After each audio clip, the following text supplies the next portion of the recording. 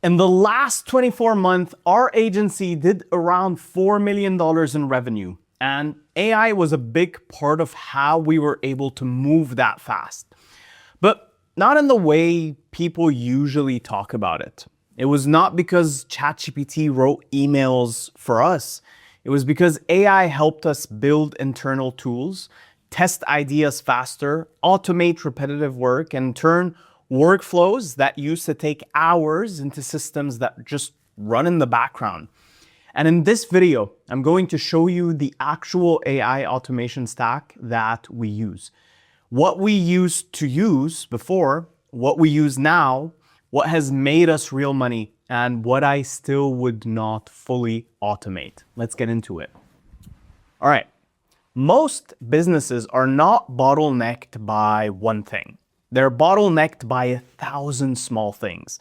Someone has to update the sheet. Someone has to find content angles. Someone has to check what is trending.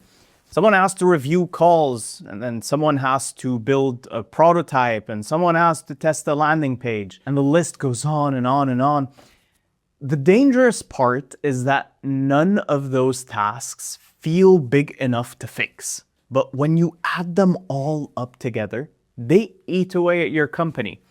That is where AI has helped us the most. Not replacing the business, but compressing the annoying parts of the business. AI does not replace judgment. AI compresses bottlenecks.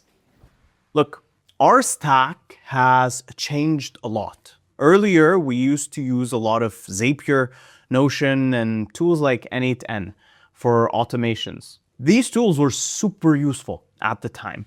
But recently, we have used them way less because tools like Hermes, OpenClaw, and Claude changed what was possible. Our current stack is basically Claude, which builds prototypes and apps, Hermes, which we use for automations and workflows, OpenClaw, which we use for agent workflows and operating system experiments, Notion for planning, content board, and knowledge base, and then tools like Google Drive, Sheets, Zapier, the old ops layer that's still useful, but a lot less central. The biggest shift is Claude Code.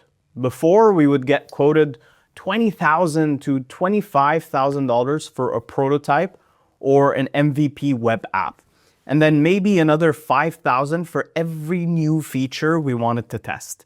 But now, with Claude Code, we can build a version in an afternoon. It might not be perfect, it might not be production ready on day one, but it's enough to test demand, and that changes everything, because instead of asking, should we spend $25,000 on this idea? We can ask, can we build a rough version today and see if anyone cares?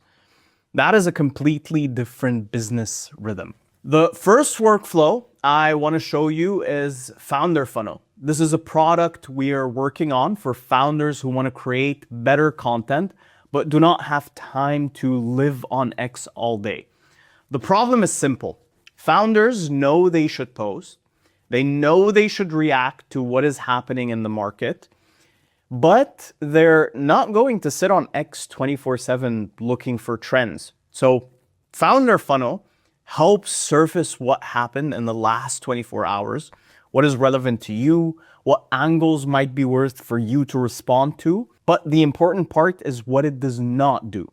It does not just auto-write generic tweets in your voice, because honestly, AI cannot truly write in your voice if it does not know what you think. It needs to ask questions. It needs your point of view. It needs your decision making. So the workflow is not trend to AI tweet to post. The workflow is trend to question to your opinion to stronger content on X. That is the difference between AI slop and an AI-assisted content system. The tool does the research and the prompting. It guides you through the right content piece. You, as a human, still bring the judgment. And that's what it looks like, completely vibe coded with Claude Code. I come in, I decide to write a post Say I want to react to a trending post. It will show me the different trends trending right now. I can select one and decide to generate content around it. It'll go around, formulate questions that it needs my answer, my point of view, to come up with a genuinely good draft.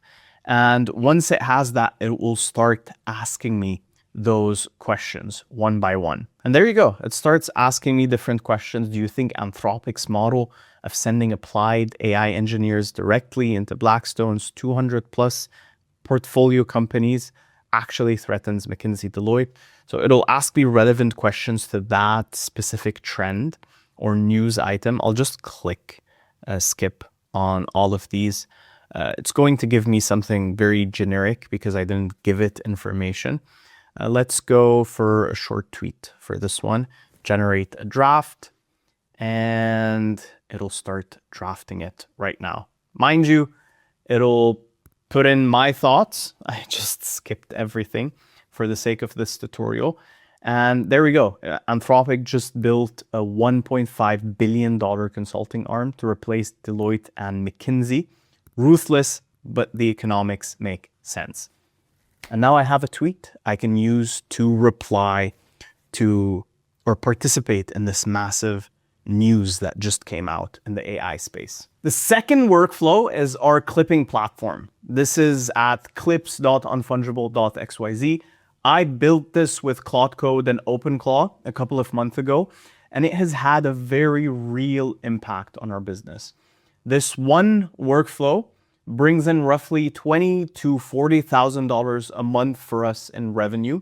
That is what I mean when I say AI is not just a productivity toy. If you use it correctly, it can create internal software that turns into actual revenue. And again, the point is not that Claude magically built a perfect business. The point is that the cost of testing the idea collapsed. It vanished to zero.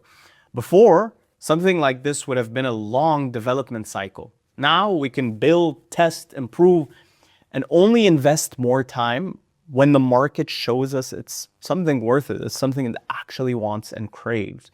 That is the real leverage. And this is how the Clips platform works. You can sign up as a clipper, or if you're a brand, then we onboard you into the specific brand portal.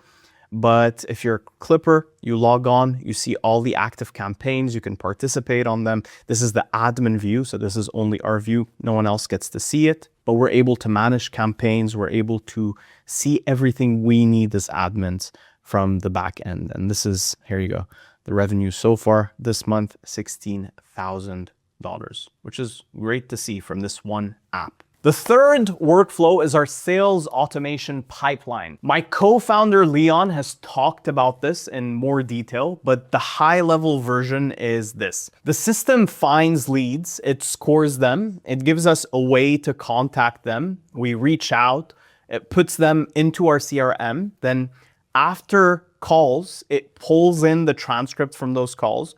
It reviews how our closer did. It gives that closer feedback, and it recommends next steps. That is the perfect example of how we think about automation. We're not automating the human relationship between us and a potential client. We're automating the parts around that relationship. Things like lead research, scoring, CRM updates, call reviews, follow-up suggestions. The closer still has to sell. The founder still has to make decisions. The team still has to understand the client, but the system removes a lot of the admin drag around the process. So the stack is not about having the most amount of tools. It's about knowing what each tool is for and using it to the best of your ability. Claude is for building, for example. Hermes is for automating workflows and helping with operations. OpenClaw is for agent workflows and experiments where we want an assistant that can actually do things. Notion is for planning, boards, and shared context. Google Drive and Sheets and things like Zapier, they still matter, but they're a lot less in the center of our system like they used to be. And the mental model I use is very simple. If you pay yourself, say, $10,000 a month, your time is roughly $62 an hour. So ask yourself, as a business owner, would I pay someone $62 an hour to fill out this Google Sheet? Would I pay someone $62 an hour to copy data from one tool to another? Would I pay someone $62 an hour to search X for trends? Most of the time, that answer is going to be obviously no. Those are the things you should automate first, not the core judgment, not the relationship, not the final decision making. Automate the grunt work around those things. That is the leverage. I do also want to be honest about what I would not fully automate just yet. I would not fully automate the critical decisions that you still have to make in your business. I would not let AI decide the entire strategy without human review. I would not let AI represent us to clients without oversight, or at all. I would not let AI approve major financial or operational decisions on its own. But I will absolutely use AI to prepare the data. I will use it to suggest options. I'll use it to show me competitor patterns.